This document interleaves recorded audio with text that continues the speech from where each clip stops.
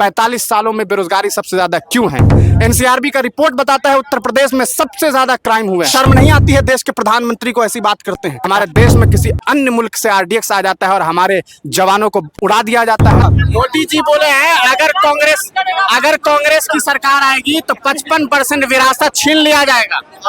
55% विरासत जो है लोगों का छीन लिया जाएगा। मोदी की सरकार आएगी तो 5-15 लाख रुपए मिल जाएंगे। मिला क्या? सभी वैसे ही शहजादा है जैसे राहुल गांधी शहजादा है, समझ गए। सब लोग समझता है कि बिहार उसका जागीर है। ये बात मोदी जी कह के गए। 10 सालों में फिर क्या होगा? से हम पूछना चाहते हैं कि मोदी जी बताइए कांग्रेस के मैनिफेस्टो में कहाँ लिखा हुआ है कि 55% विरासत छीन लिया जाएगा। मेरे पास मैनिफेस्टो रखा हुआ है, बताए कि मैनिफेस्टो के किस पेज पे ये लिखा हुआ है कि कांग्रेस ने ये कहा है कि हम मुसलमानों को हिंदुओं की संपत्ति दे देंगे। ये बात मोदी जी को बतानी चाहिए। प्रधानमंत्री बोल रहे हैं तो कुछ सोच के ही बोल अरे प्रधानमंत्री बोल रहे हैं तो क्या प्रधानमंत्री एकदम राजा हरिश्चंद्र है क्या हैं? मोदी जी झूठ नहीं बोलते हैं। पिछले बार आए बोल के चल गए दरभंगा में एम्स बना हुआ है। हम गए इस चश्मा से देखे, नहीं दिखाई दिया हमको एम्स। कहाँ है वो एम्स? मोदी जी कौन सा चश्मा पहनते हैं कि उनको दिखाई देता है दरभंगा में एम्स बना हुआ है? मोदी जी को जवाब देना चाहिए। मोदी जी को ये जवाब देना चाहिए कि वो कहते हैं कि हम 2 करोड़ नौकरी हर साल देंगे। इस हिसाब से 10 साल में 20 करोड़ लोगों को नौकरी मिलनी चाहिए। बताए कि कितने करोड़ लोगों को नौकरी दिया है प्रधानमंत्री जी। उनको ये बताना चाहिए कि जिस वक्त हमारे देश के आर्मी को बम से उड़ा दिया जाता है, आरडीएक्स से उड़ा दिया जाता है, वो आरडीएक्स कहाँ से आता है 300 किलो? क्यों नहीं देश के प्रधानमंत्री ये बात बताते हैं? क्या हमारे देश की सिक्योरिटी इतनी खराब है कि हमारे देश में किसी अन्य मुल्क से आरडीएक्स आ जाता है और हमारे जवानों को उड़ा दिया जाता है? प्रधानमंत्री को ये बताना चाहिए कि प्रधानमंत्री कहते हैं कि देश से बेरोजगारी खत्म कर दी गई। 45 सालों में बेरोजगारी सबसे ज्यादा क्यों है।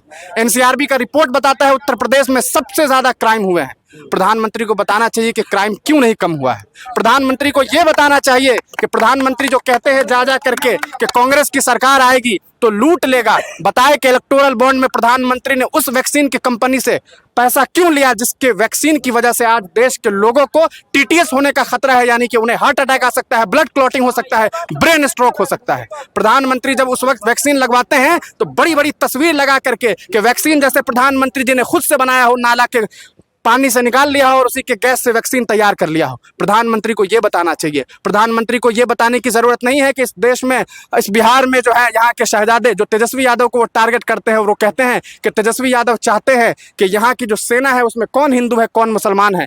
कब कहा तेजस्वी यादव ने कि कौन हिंदू है और कितने मुसलमान को मिला है? ये बताना चाहिए ना। प्रधानमंत्री जी को यह बताना चाहिए जब वो यहाँ आते हैं और कहते हैं कि बिहार में इस फलाना जगह एयरपोर्ट बन गया और वहाँ एयरपोर्ट का कोई अता पता नहीं है। प्रधानमंत्री जी को यह बताना चाहिए कि आखिर क्या वजह है कि देश के जो युवा है वो इस तरह से सड़कों पर घूम रहे हैं, फिर रहे हैं, लेकिन उनके पास नौकरी नहीं है। जब कांग्रेस की सरकार थी तो उसी रेलवे डिपार्टमेंट में लाखों के तादाद में वैकेंसीज आती थी। आज 6,000-7,000 वैकेंसी आती है। 3 करोड़ लोग जो है फॉर्म भरते हैं। शर्म नहीं आती है देश के प्रधानमंत्री को ऐसी बात करते हैं? प्रधानमंत्री जी को यह सोचना चाहिए कि आखिर आप किस बिना पर यह बात कहते हैं कि देश का जो नौजवान है वो अब इतना तैयार है कि वो कश्मीर में जाके लड़ाई लड़ेगा। क्यों लड़ेगा कश्मीर में? क्या हमारे देश में जो जवान गए हुए हैं वहां वो कम पड़ गए हैं? हमारे नौजवानों को नौकरी चाहिए, उन्हें काम करना है, उन्हें अपना फ्यूचर गेन करना है। प्रधानमंत्री जी कहते हैं हम 80 करोड़ लोगों को दाना दे रहे हैं, खाना दे रहे हैं। भीख दे रहे हैं क्या? अपने बाप के पैसा से दे रहे हैं, अपने बाप के पॉकेट से दे रहे हैं? नाना के यहाँ से आ रहा है पैसा कि हमारा पैसा जा रहा है? 3 रुपया का पार्ले जी बिस्किट खरीदते हैं, उसमें भी हम एक परसेंटेज देते हैं सेंट्रल गवर्नमेंट को। तो कहाँ से पैसा देते हैं? अभी आकर के कह रहे थे, नारा दे रहे थे, यहाँ पर बोल रहे थे, हम सुन रहे थे, कहते हैं कि हम आपका 75 साल के बेटा जो है वो हम अभी हैं। हम 75 साल का बेटा जब तक हैं तब तक आप लोगों को हम खाना देते रहेंगे। कहाँ से देते रहिएगा आप? कहाँ से लाके देते हैं? अपने घर से लाके देते हैं?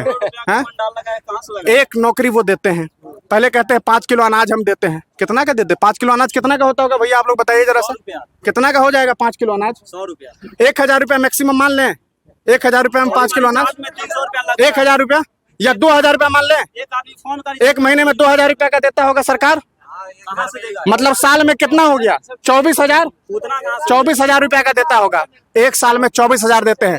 अगर 80 करोड़ लोगों के घर में अगर आप 20 करोड़ लोगों को भी नौकरी दे देते, 20 करोड़ छोड़िए लानत है, 10 करोड़ लोगों को भी नौकरी देते, ग्रुप डी की नौकरी दे देते, तो हर महीने उनके घर में 25,000 रुपया इनकम आता। आपके दाने की जरूरत नहीं होती। हाई क्वालिटी का खाना खाते लोग, अपना खाना खाते। आप क्या है 5 किलो अनाज की बात करते हैं, कितने लोगों को 5 किलो अनाज मिलता है? किसी को 4.5 किलो मिलता है, किसी को 4 किलो मिलता है। देश के प्रधानमंत्री कहते हैं हमने शौचालय दिया, शर्म नहीं आती है? 12,000 रुपये आप देते हैं, 10,000 रुपये लोगों को मिलता है, किसी को 8,000 रुपया मिलता है। बस नारेबाजी और बस चिल्लाहट हिंदू मुसलमान करके चले जाते हैं, लोगों को भड़का देते हैं, नौजवानों को भड़का देते हैं। मंदिर बना दिया, बहुत अच्छी बात है, लेकिन क्या प्रधानमंत्री मोदी से पहले राम नहीं थे? मोदी से पहले राम नहीं थे क्या? आज से 500 साल पहले राम नहीं थे? राम को किसी जगह के मोहताज नहीं है। अगर कोई राम को मानता है तो उनके दिल में राम बसा हुआ है। कोई अल्लाह को मानता है तो उसके लिए अल्लाह उसके दिल में बसा हुआ है। वो मसाजिदों के गुलाम नहीं है अल्लाह ताला, या फिर मंदिरों के गुलाम नहीं है राम, कि उन्हें राम है तो उसी मंदिर में जाकर के मिलेंगे। क्या राम यहाँ नहीं हो सकते हैं? क्या राम इसके दिल में नहीं हो सकता है? ये प्रधानमंत्री को बोलना चाहिए। लेकिन खैर, प्रधानमंत्री जी हैं तो कुछ सोच समझ के बोल रहे होंगे। के लिए जोरदार ताली लगाने